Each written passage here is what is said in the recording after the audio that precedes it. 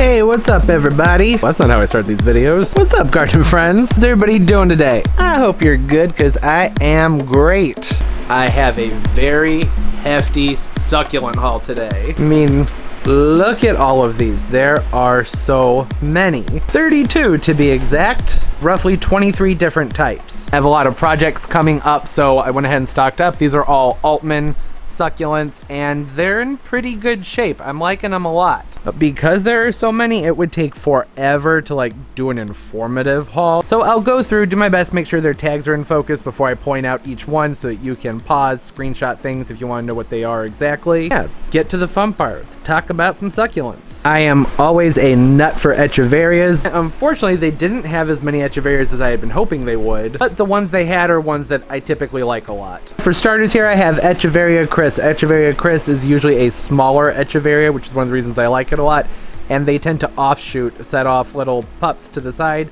very, very quickly and easily. Does say on here, though I don't know if it's going to focus, propagation prohibited, so I guess this is one of their hybrids. I don't know what that's about, but they propagate themselves very, very easily. I suppose the term I'm looking for there is offset freely. You can see even this one right here, fish are jumping, sorry about that. You can see this guy right here even has some little pups, babies coming out the side. That's pretty cool. Form nice little clumps. So I have two of these Echeverria subcilius. I have noticed when I've had these before that the flowers on them last a very long time. They're long and sprawling and the hummingbirds like them, which it even mentions that on the tag. That seems to be true with just about any of the Echeverria flowers though.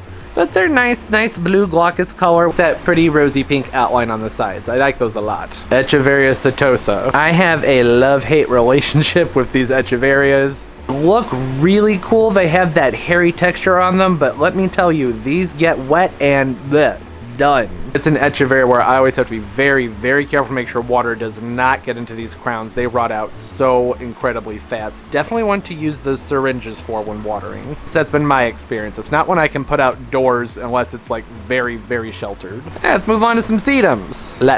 Who's let's? It's just me here. This is Sedum Golden. Oh, I thought it was a Golden Glow. This is just a Golden Sedum, which is Sedum Adelphi. A fun, brightly colored sedum. Very nice, waxy, glossy foliage. Just a good one to have around to add a pop of color. I have two of these guys. This is Graptivaria Blue Pearl. You can see where it gets that name. They have that powdery coating on their foliage, so I have to be very careful to not touch them and rub that off. But again, another nice, glossy, well-textured plant. And next up, Graptivaria California Sunset. These have always been fun succulents for me. I like how they have that rosette shape to them, which is, I mean, if you may have noticed, that's something that I tend to be very drawn to, the rosette shapes. But they have a good structure to them. That's one of the reasons I like them, because they have the thick foliage on them. It's not just flat like an Echeverria, but it also has some characteristics of, say, a sedum, and nice colors. I like the outline on the leaves. Oh, and here's Graptivaria Bashful. That's a cute name. Actually, don't know a ton about this one other than I liked the tips on it. I liked how it comes up and has those little points on the tips of the foliage. And it has really cool coloration as well. This is just an assorted Echeverria, so don't know its name, but nice darker foliage, which is, again, contrast. I always like that. An Echeverria whose foliage is more full and succulent, glossy and shiny. Hey, Sedaveria. Sedaveria Hybrid Lilac Mist. That's a good name for this one. You can see where I've touched it and rubbed off some of the powder. I always have to be really careful with that. They're more green than what's showing on camera. They reflect light a lot, so it's a little bit harder to show what they look like, but they're pretty. I don't know, you just have to trust me. And this is Graptivaria titubens, also referred to as the porcelain plant. A nice succulent that's going to add some height, which I like a lot. Not much else to say about that one, I liked it. Which is the same for this one right here, except this one is a Crassula. This would make a nice filler and succulent arrangement. It says it only gets 4 inches high on the label, so that's pretty cool. Again, some height, some texture, a little bit of daintiness, and a good filler. I already said that. This is Crassula lactea.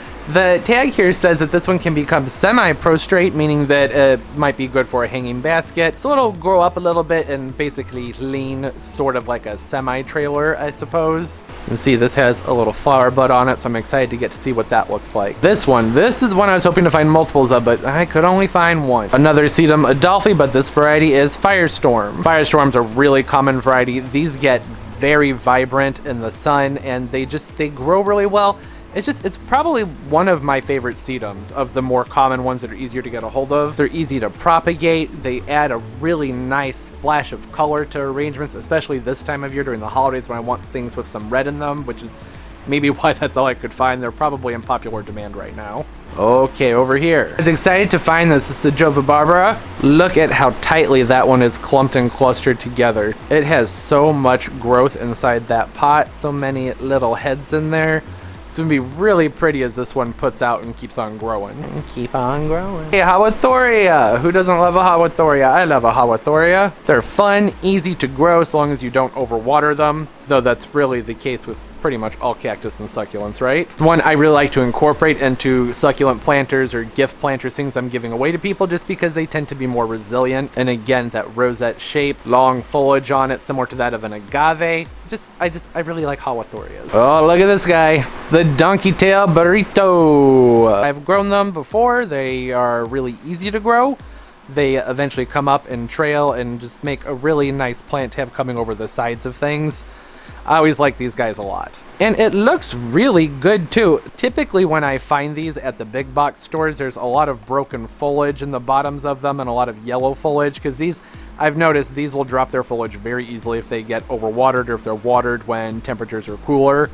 But not this guy. It's really, the growth in it's pretty sturdy and healthy. I was pleased to find that. This guy's pretty cool. Crassula Moonglow. Look at the structure of this plant. It is so cool. I don't know what else to say about it that's not on the tag, because that's pretty much all I know about it. But I think that that's going to be something that would make a nice center point, just something different to add into planters. It may end up actually just being its own plant, might just keep it in its own pot, which sometimes is fun to do when you have the plants that have the really cool shapes to them. And here is Echeverria glauca. The variety is called Little Jewel. Fun rosette shape, nice blue color. That's really all it was that drew me to this one. Who doesn't love a Portulacaria? This is Portulacaria afra. It's variegated, as you can see here. And this plant, just like I was talking about with the donkey's tail, usually when I find these, they're very loose in the pots, poorly rooted, missing a lot of foliage and having a lot of yellowing foliage. But this one, very sturdy, also very reflective. Sorry about that. That's probably why I'm trying to make sure to move them around so they can be seen a little bit better, since the grow lights and everything can be kind of harsh for filming. Look, a Tricolor Jade. Typical Crassula tricolor. Really pretty variegation in there in the foliage. I love the creamy white with the pink on the tips. I grabbed 2 of these. So there's the other one. The foliage on these is just a little bit more beat up than on some of the others, but they're still looking pretty good. Seem to be fairly well rooted into the pots, not wiggling around too terribly much. But it was the multicolor, the variegation, that's what really drew me to these. I'm really excited to actually get these growing and see how these look when they get bigger. You know, the jades with the nice big thick trunks on them, and all they branch fairly heavily with the variegated foliage. I feel like that's going to be really pretty. Another jade, Crassulas ovata golem. Similar to the ogre variety, they have fun tube-like foliage with the little dimply holes in there. Remind me a lot of sea creatures. One of the reasons I like them a lot. Is that a golem? Are you supposed to be in here? Maybe. I only say that because that looks a lot more like the foliage in this one, which is the Crassulas ovata ogre ears. I think ogre ears I tend to like more than the golem variety, just because it's just so funny looking. That neat trumpet-like foliage. I guess it's trumpet-like. I don't really know what else you would call it. Looks like a horn coming off of a car in like a Dr. Seuss movie, or a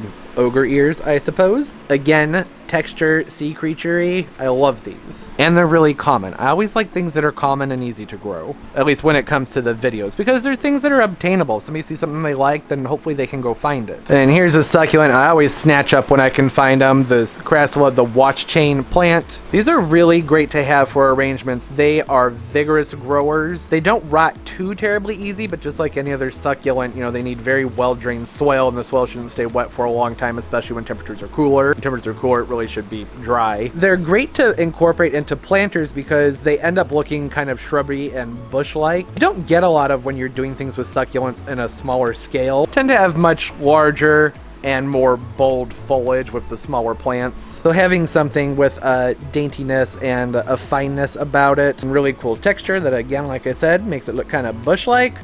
that's a huge plus. All right, last one, the Zanzibar Aloe or Aloe Zanzibarica. One of my favorite aloes. These are so easy to grow. And I've been looking to grab some more because I think that because of their ease, because they are very forgiving and just the overall tough, at least this has been my experience with them, it's one that I really do like to incorporate into things that are going to be given away or sold because I know that they have longevity. Just like I was talking about with the Hawthornias. And their growth pattern's really cool. They get tall and they keep this form to them. They're just neat. Just a neat little aloe, good price.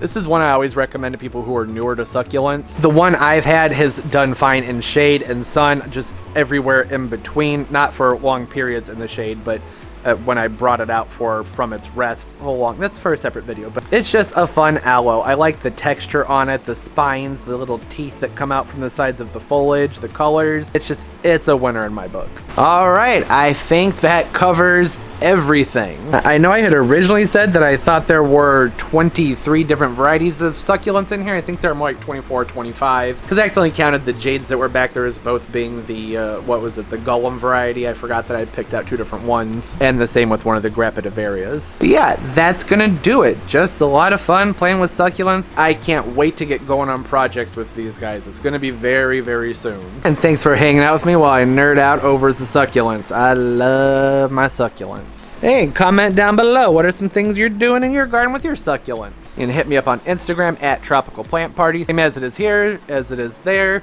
All my other social media is linked down below. Follow me and I'll follow you back. I have a ton of fun talking to everybody and seeing everybody's pictures. Hey, and if you liked the video, give it a thumbs up. Helps the channel out, helps the video a lot. Makes a very big difference, so thank you very much for doing that. I appreciate it. And subscribe as well. I upload multiple times a week, and don't forget to hit that notification bell. That way you know when new videos come out. How pretty the foliage is on that variegated jade. I love that. Of course, all my Echeverria bays. There's so much fun color and variety in here. Oh, I love it. I'm gonna try really hard not to rot out and kill the cetosis this time. All right, but I hope everybody's doing well. As always, and most importantly, everybody, keep on growing. Bye-bye.